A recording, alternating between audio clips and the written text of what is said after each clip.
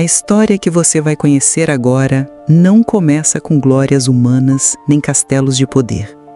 Começa no silêncio. Começa no coração de uma menina nobre, sensível, que ouvia desde muito cedo uma voz diferente, uma voz interior, uma inquietação divina. Seu nome era Clara, e seu destino, brilhar como uma estrela de pureza em meio à noite escura da ambição medieval. Assis, século XII, uma cidade em expansão, tomada pela tensão entre ricos e pobres, entre a paz e a guerra.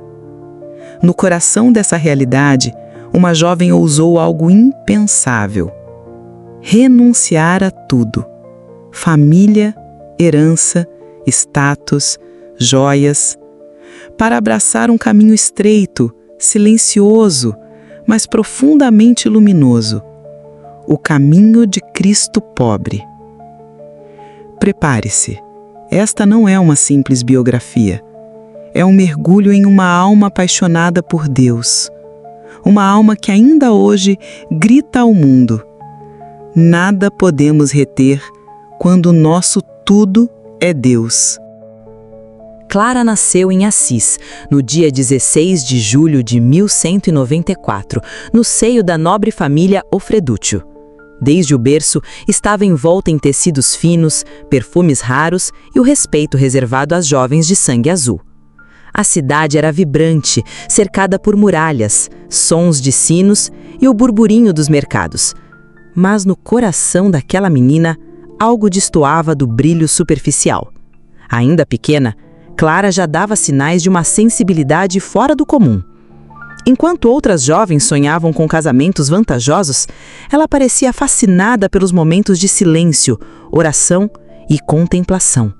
Sua mãe, hortolana, mulher de profunda fé, conduzia a filha para a capela todas as manhãs, ensinando-lhe a rezar com os olhos fechados, como se conversasse com um amigo invisível.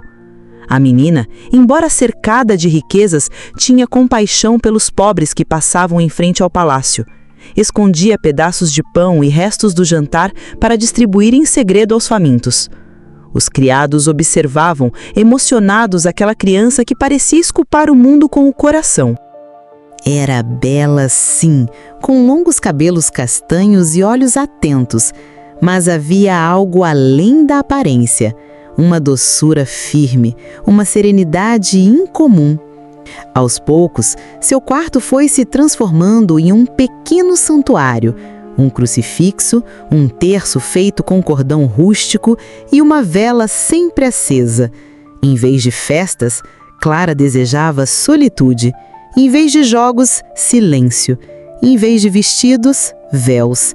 E assim, mesmo sem saber, Clara preparava-se para algo muito maior do que o destino que a sociedade traçava para uma jovem nobre. A providência já costurava, com fios invisíveis, o hábito que ela um dia vestiria com honra e entrega total. O tempo passou. Clara agora era uma jovem de 16 anos. As pressões para que se casasse aumentavam a cada dia. Os pretendentes vinham de famílias poderosas, trazendo promessas de luxo, alianças políticas e estabilidade. Mas no coração de Clara havia uma inquietação que nenhuma joia podia acalmar. Foi nesse tempo que os rumores sobre um certo Francisco, o pobre de Assis, começaram a se espalhar pelas ruas, praças e até mesmo entre os salões da nobreza. Um jovem que, também nascido da nobreza, havia renunciado a tudo para viver como Cristo. Um louco para muitos, um santo para os sensíveis à voz de Deus. Clara, movida por uma sede que crescia dentro de si, começou a escutar as pregações de Francisco às escondidas. A primeira vez que o ouviu falar foi na igreja de São Jorge, onde ele proclamava com voz forte e olhos incendiados: se tens ouro, entrega ao pobre. Se tens nome, esquece-o. Se queres ser livre, seja pequeno. E se desejas a vida, perde-a por Cristo. As palavras de Francisco feriram doce e profundamente o coração de Clara. Era isso que ela buscava desde a infância. Um amor que não fosse medido, uma entrega que fosse total, um caminho que levasse direto ao coração de Jesus. Nos dias seguintes, ela buscou encontrar-se com Francisco, e ele, vendo nela uma alma escolhida, a orientou com prudência e compaixão. Ensinou-lhe sobre a pobreza, a humildade, a fraternidade e o amor a Cristo crucificado. Então, na noite de Domingo de Ramos de 1212, enquanto a cidade dormia, Clara tomou a decisão mais radical de sua vida. Com a ajuda de sua tia, fugiu silenciosamente da casa dos pais e caminhou pelas ruas escuras em direção à igreja de Santa Maria dos Anjos, onde Francisco a esperava com tochas acesas, cântigos e o hábito marrom das irmãs pobres. Ali, diante do altar, Clara cortou os cabelos com as mãos de Francisco, trocou o vestido rico pelo hábito franciscano e renunciou solenemente ao mundo. Naquela noite, nasceu a primeira Clarissa, e no céu, talvez, os anjos celebram com mais alegria do que nos banquetes dos palácios de Assis. Após sua consagração, Clara foi levada por Francisco ao mosteiro de São Paulo das Abadesas, onde poderia estar segura. Mas a jovem recém-consagrada logo atraiu a fúria da família. Seu pai e seus tios foram pessoalmente buscá-la, tentando convencê-la a voltar. Diziam que estava enfeitiçada, iludida, sendo manipulada. Mas Clara, firme como uma rocha, expôs os cabelos cortados, agarrou-se ao altar e declarou: "Já não pertenço a este mundo. Dei-me a Cristo e nada poderá me separar dele." A família partiu, derrotada. E o céu, naquele dia, deve ter se curvado diante de uma fé tão inabalável. Com o tempo, Francisco percebeu que Clara precisava de um espaço próprio, um lugar onde pudesse viver segundo o carisma que Deus lhe inspirava. Foi assim que ela foi levada para a igreja de São Damião, nos arredores de Assis, uma capela antiga e pobre, restaurada com as mãos de Francisco. Ali, Clara ergueria a fundação da Segunda Ordem Franciscana, as Damas Pobres, que depois seriam conhecidas como Clarissas. Aos poucos, outras mulheres começaram a se juntar a ela. Primeiramente, sua irmã Inés, que também fugiu de casa para segui-la. Depois, outras jovens da nobreza. E, por fim, a própria mãe. Era um verdadeiro milagre. Mulheres ricas, acostumadas ao luxo, agora cozinhando, limpando, rezando e jejuando com alegria. Clara, mesmo sendo abadesa, era a mais humilde entre elas. Recusava privilégios. Dormia no chão, comia o mesmo que todas e cuidava das doentes com carinho maternal. Dizia: "Somos esposas de Cristo. Nosso dote é o altar. Nossa herança é a cruz." A vida no convento era marcada por 3 pilares: oração, pobreza e fraternidade. Clara instituiu longos períodos de silêncio, intercalados por cantos, salmos, leitura do Evangelho e trabalho manual. As irmãs bordavam, cuidavam do jardim e produziam hóstias para as igrejas da região. E mesmo diante das privações, a alegria era contagiante. Clara escrevia cartas às irmãs que fundaram outros mosteiros, sempre com ternura e firmeza. Ensinava que a pobreza não era uma perda, mas um dom que libertava o coração de toda a vaidade. Para ela, ser pobre por Cristo era estar mais próximo dele. Quando a igreja tentou flexibilizar as regras, autorizando a posse de bens para a manutenção dos mosteiros, Clara resistiu com todas as forças. Não aceitava concessões. Sua regra era clara: nada de propriedade, nem individual, nem comunitária. Só Deus bastava. E assim, São Damião se tornou uma chama viva da radicalidade evangélica. Um pequeno convento escondido nas colinas de Assis, mas que resplandecia como uma estrela diante do céu. Era um tempo de violência. As guerras cruzavam as fronteiras da Europa e os invasores muçulmanos, conhecidos como sarracenos, espalharam o terror por diversas regiões. Assis, apesar de pequena, não estava imune. E o pequeno convento de São Damião, habitado por mulheres desarmadas, era um alvo fácil. Certa tarde, o alarme soou. Um grupo de sarracenos, a mando do imperador Frederico II, marchava pelas colinas em direção ao mosteiro. Não havia muros de proteção, não havia guardas, não havia como lutar. Algumas irmãs começaram a chorar, outras se ajoelharam. Todas olhavam para Clara, que mesmo gravemente doente, se levantou com esforço, como se um fogo interior a impulsionasse. Ela pediu que trouxessem a custódia com o Santíssimo Sacramento. Tomando o ostensório em suas mãos, Clara dirigiu-se até a janela mais alta da muralha do convento. Estava fraca, pálida, mas determinada. Com o Santíssimo erguido, pronunciou uma oração com voz firme e confiante. Senhor, eu vos peço, protegei estas vossas servas. Não tenho outro refúgio senão o vosso corpo santo. Defendei-nos, não por nossos méritos, mas por vossa infinita misericórdia. Foi então que o milagre aconteceu. No mesmo instante, os sarracenos que se aproximavam sentiram um pavor súbito e inexplicável. Pararam. Alguns recuaram, outros fugiram em pânico, como se tivessem visto um exército invisível defendendo o lugar. Não tocaram o convento, não machucaram nenhuma das irmãs. Foram embora, como se repelidos por uma força maior do que a espada. As irmãs choravam de alegria. Clara, sorrindo com o ostensório ainda nas mãos, sussurrou: Não eu, foi Cristo. Ele jamais abandona as que o amam. Esse episódio marcaria para sempre a história do convento.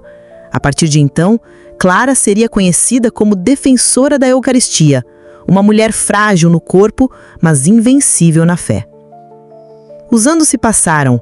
Clara envelheceu dentro dos muros pobres de São Damião, sem jamais sair dali desde o dia em que o abraçou como seu lar definitivo. O corpo se tornou frágil, marcado por jejuns constantes, noites em claro e enfermidades que se prolongaram por quase 3 décadas. Mas sua alma era cada vez mais luminosa. Mesmo doente, Clara nunca deixou de orientar suas irmãs. Da cama simples onde jazia, continuava a escrever cartas, aconselhar, consolar e rezar. Quando lhe perguntavam se tinha medo da morte, ela respondia com um leve sorriso: Como temer aquele que tanto me amou? Suas irmãs a cercavam com cuidado, sabiam que ela se aproximava do fim. E num gesto de ternura, pediram ao Papa Inocêncio IV que visitasse a santa ainda em vida. O Papa foi até São Damião. Entrou descalço no mosteiro, ajoelhou-se diante da cama da santa e pediu-lhe bênçãos. Clara, com humildade, respondeu: Santidade, eu não sou digna, mas peço por minhas irmãs. Nos dias que se seguiram, Clara ditou seus últimos conselhos. Falou sobre a alegria de viver pobre, sobre a doçura de depender somente de Deus e sobre a coragem necessária para abraçar a cruz com amor. Suas palavras não eram de lamento, mas de glória. Suas últimas forças foram gastas em adoração, oração e entrega. Na véspera de sua morte, pediu para que lessem o Evangelho da Paixão de Cristo. Em meio à leitura, seus olhos se encheram de lágrimas. Ela sussurrou: Vejo o Rei da Glória vindo a mim. Na manhã de 11 de agosto de 1253, a luz do sol penetrou suavemente pela janela da cela. As irmãs estavam ao redor, e Clara, com o último sorriso nos lábios, disse: Ó Senhor, bendito sejas por me teres criado. E partiu. Partiu como viveu, em silêncio, em paz, entregue com os olhos fixos no amado. Não houve lágrimas amargas, houve cânticos suaves.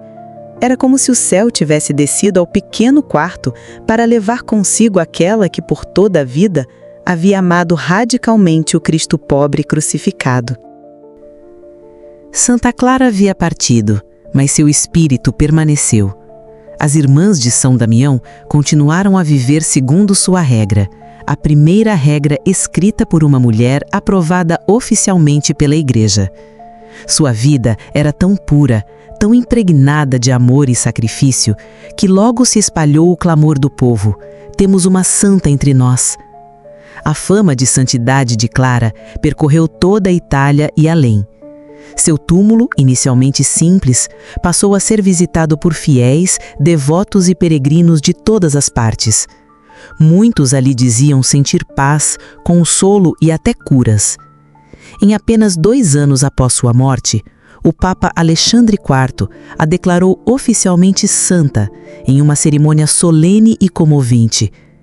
Pouco depois, deu-se início à construção de uma basílica em sua homenagem, a Basílica de Santa Clara, na cidade de Assis. O templo seria erguido no mesmo estilo gótico franciscano, com linhas simples mas majestosas, refletindo exatamente a alma da santa, humilde, firme e luminosa.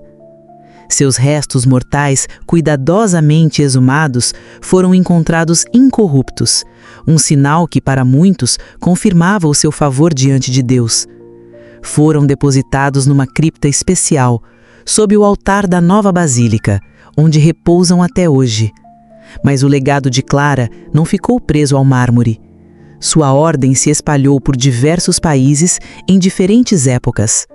As clarissas floresceram nos continentes, sempre levando consigo os 3 pilares do carisma: oração, pobreza e fraternidade. Séculos mais tarde, a Igreja reconheceu oficialmente Clara como padroeira da televisão, pois no fim da vida, mesmo confinada ao leito, teria visto e ouvido, de forma milagrosa, a missa que acontecia na capela, como se Deus a tivesse presenteado com uma transmissão direta do céu. Hoje, Santa Clara é venerada em todo o mundo. É símbolo de coragem feminina, pureza radical, fé inabalável e amor absoluto a Jesus Cristo.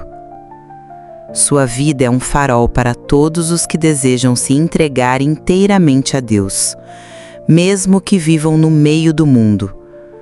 Santa Clara não fundou um império, não liderou exércitos, não escreveu livros longos, mas, com seu silêncio, sua cruz, sua fé, ela transformou a Igreja e continua a transformá-la. E assim termina a jornada terrestre de Clara, mas não o seu testemunho. Sua luz não se apagou naquele 11 de agosto. Pelo contrário, desde então, acendeu-se em cada coração que, como ela, deseja viver com simplicidade, com pureza, com total entrega a Cristo. Clara vive nas clarissas. Clara vive na Igreja. Clara vive em todos os que não se conformam com o mundo e escolhem amar o essencial. Agora, neste silêncio sagrado, deixemos que o coração fale. Unamo-nos em oração e peçamos a intercessão daquela que foi luz na pobreza, fogo na fé e espelho da humildade. Santa Clara de Assis, rogai por nós. Santa Clara, Virgem resplandecente da luz de Cristo, tu que abandonaste tudo por um amor que não passa, ensina-nos a valorizar o essencial. Tu que foste forte na fraqueza, fiel na pobreza, humilde na liderança, corajosa no silêncio, intercede por nós. Do seu claustro de pedra, formaste um exército de almas apaixonadas pelo Evangelho. Mostraste ao mundo que não é preciso possuir nada para ter tudo, quando tudo se tem em Deus. Tu que enfrentaste o mundo com apenas uma cruz no peito e um crucifixo no coração, protege os que hoje lutam para viver com dignidade, mesmo em meio às sombras da indiferença e da vaidade. Santa Clara, tu que viste na Eucaristia a fortaleza dos teus dias, alcança-nos um amor profundo por Jesus sacramentado. Que nossos olhos nunca se desviem da luz que emana do altar. Tu que foste espelho da humildade e templo da oração, ajuda-nos a reencontrar o silêncio, a escutar a voz de Deus no fundo da alma e a renunciar ao que nos afasta dele. Clara da luz, Clara da cruz, Clara do Cristo pobre crucificado, roga por nós nos dias de escuridão. Ilumina nossa fé quando ela estiver fraca, inflama nosso coração quando ele estiver frio e ensina-nos a amar a Deus com todo o ser. Conduza nossos passos para que, como tu, nós também possamos responder ao chamado com ousadia.